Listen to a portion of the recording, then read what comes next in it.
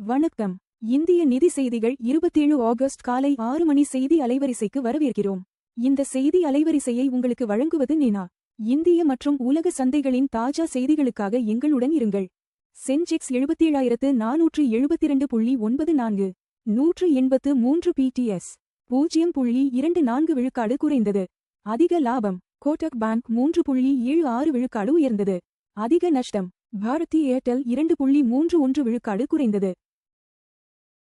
Nifty 50 இன்று 24,207.75 0.52 விழுக்காடு ஆக உள்ளது.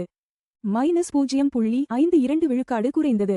NSE-யின் முன்னணி 50 நிறுவனங்களை கண்காணிக்கிறது.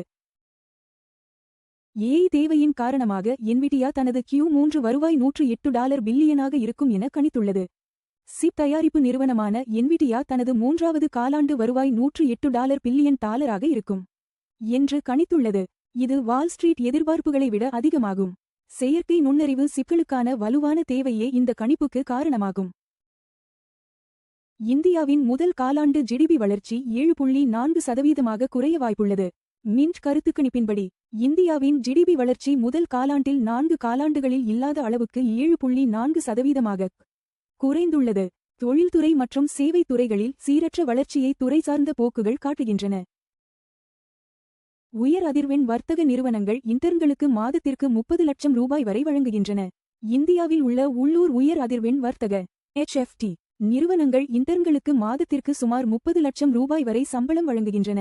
இந்த நிறுவனங்கள் இந்திய பங்குகளை தாண்டி பிற சொத்து பிரிவுகளிலும் தங்கள் செயல்பாடுகளை விரிவுபடுத்தி வருகின்றன. பெடரல் வட்டி விகித பாதையில் கவனம் திரும்புவதால் தங்கம் மற்றும் வெள்ளி விலை சரிவு. நேற்று தங்கம் ஒரு ட்ராய் அவுன்ஸ் $4,662.40 ஆக சரிந்து 0.82% வீழ்ச்சியை பதிவு செய்தது. இதற்கிடையில் வெள்ளி ஒரு ட்ராய் அவுன்ஸ் $68.68 ஆக 0.83% குறைந்து நிறைவடைந்தது. நிஃப்டி 24,207.75 புள்ளிகளுடன் இந்திய பங்குச்சந்தை குறியீடுகள் சரிவுடன் நிறைவுற்றன.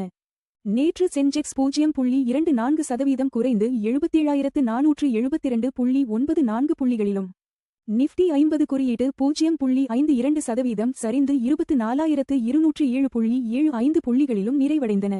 இருப்பினும் நிஃப்டி பேங்க் குறியீடு 0.47% உயர்ந்து 57,783.75 புள்ளிகளாக நிறைவடைந்தது. புவிசார் அரசியல் பதற்றங்களுக்கு மத்தியில் கச்சா எண்ணெய் விலை பேரலுக்கு $81.80 ஆக உயர்வு. கச்சா எண்ணெய் விலை பேரலுக்கு $81.80 ஆக நிறைவடைந்து 1.91% உயர்வை பதிவு செய்தது. உக்ரைன் போர் தீவிரமடைந்து வரும் நிலையில் மத்திய கிழக்கில் மேற்கொள்ளப்படும் தூதரக முயற்சிகளை வர்த்தகர்கள் உன்னிப்பாக கவனித்து வருகின்றனர். இந்தியா முழுவதும் முட்டை விலை 40% வரை உயர்வு. தீவனச் செலவு அதிகரிப்பு மற்றும் எத்தனால் உற்பத்தி காரணமாக இந்தியாவில் முட்டை விலை கடந்த ஓராண்டில் 35 முதல் 40% வரை உயர்ந்துள்ளது. வரவிருக்கும் குளிர்காலத்தில் முட்டை விலை மேலும் அதிகரிக்கக்கூடும் என்று தொழில்துறை வல்லுநர்கள் எச்சரிக்கின்றனர். வலுவான AI தயாரிப்பு தேவையால் சேல்ஸ்ஃபோர்ஸ் தனது ஆண்டு வருவாய் கணிப்பை உயர்த்தியது. சேல்ஸ்ஃபோர்ஸ் நிறுவனம் தனது 2027 நிதியாண்டுக்கான வருவாய் மற்றும் சரிசெய்யப்பட்ட வருவாய் கணிப்புகளை உயர்த்தியுள்ளது. அதன் செயற்கை நுண்ணறிவு தயாரிப்புகளை வாடிக்கையாளர்கள் அதிகளவில் ஏற்றுக்கொள்வதே இந்த உயர்வுக்குக் காரணமாகும். தேவயானி இன்டர்நேஷனல் மற்றும் சஃபையர் ஃபுட்ஸ் நிறுவனங்கள் இணைப்பு விதிமுறைகளை திருத்தின. தேவயானி இன்டர்நேஷனல் மற்றும் சஃபையர் ஃபுட்ஸ் நிறுவனங்கள் தங்களது முன்மொழியப்பட்ட இணைப்பு திட்டத்தை திருத்தியுள்ளன. புதிய விதிமுறைகளின்படி விளம்பரதாரர் SFML மற்ற சஃபையர் ஃபுட்ஸ் பங்குதாரர்களைப் போன்ற அதே விதிமுறைகளில் இணைப்பில் சேருவார். நேபாளத்தில் ஏற்பட்ட திடீர் வெள்ளப்பெருக்கில் 105 இந்தியர்கள் உட்பட 400 பேர் மாயம். திபெத் எல்லையை ஒட்டிய மத்திய நேபாளத்தின் 2 மாவட்டங்களில் ஏற்பட்ட திடீர் வெள்ளப்பெருக்கில் சுமார் 400 பேர் மாயமாகியுள்ளனர். காணாமல் போனவர்களில் 105 இந்திய குடிமக்களும் 37 வெளிநாடு வாழ் இந்தியர்களும் NRIS அடங்குவர். தங்கம் $4,662.40 0.82 விழுக்காடு ஒரு ட்ராய் அவுன்ஸுக்கு தோராயமாகச் சமம். 1,43,004 ரூபாய் ஒரு 10 கிராம். தங்கம் விலை 0.82 விழுக்காடு குறைந்தது. முந்தைய முடிவு $4,701.10 இலிருந்து. தங்கம் விலைகள் உலக தேவை, டாலர் வலிமை மற்றும் பணவீக்க எதிர்பார்ப்புகளை பிரதிபலிக்கின்றன. வெள்ளி $68.68 0.83 விழுக்காடு ஒரு ட்ராய் அவுன்ஸுக்கு தோராயமாகச் சமம் 2107 ரூபாய் ஒரு 10 கிராம். வெள்ளி விலை 0.83 விழுக்காடு குறைந்தது. முந்தைய முடிவு $69.26 இலிருந்து. வெள்ளி விலைகள் தொழில்துறை தேவை, சூரிய ஆற்றல் மற்றும் மத்திய வங்கி கொள்கைகளுடன் தொடர்புடையவை. WTI கச்சா எண்ணெய் $81.80 1.91 விழுக்காடு ஒரு பேரலுக்கு வர்த்தகமாகிறது. எண்ணெய் விலை 1.91 விழுக்காடு உயர்ந்தது. முந்தைய முடிவு $80.27 இலிருந்து. கச்சா எண்ணெய் விலைகள் இந்தியாவின் எரிபொருள் செலவு மற்றும் பணவீக்கத்தை கணிசமாக பாதிக்கின்றன.